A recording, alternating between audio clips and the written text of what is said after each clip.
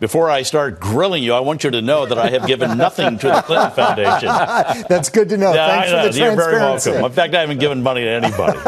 So this is all blowing up now. What's your reaction to it? I was stunned, frankly, when I heard about these donations. I mean, it's so reckless that if my researchers had come to me a couple of months ago and said, we're going to investigate whether George Stephanopoulos had given to the Clinton Foundation, I would have said, no way.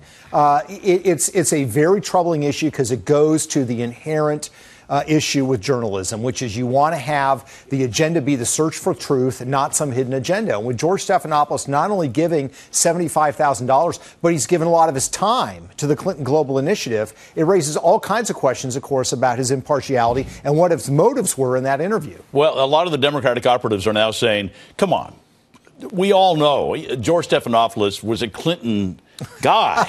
So is there any surprise? But you're, as a journalist, more concerned about the fact that it's not ethical. Yeah, well, I mean, for me, he was a Clinton guy. I mean, when I went on the interview, I knew he was going to ask tough questions. Fair enough. I got them from Chris Wallace on Fox. I expect those. But I assume that was a previous chapter in his life. He had left the Clinton fold. He had left politics. He was now an anchor. And lo and behold, we realize it's not the past. It's the present. He has this ongoing relationship with the Clintons that's financial and in terms of time. So it's not a question of him in the past being a Clinton guy. It's what he's doing now as he's covering this story. All right. The newest Hillary headline is out, and it's this, that the $11 million that she has made delivering speeches since 2014, $3.2 million of that came from the tech industry.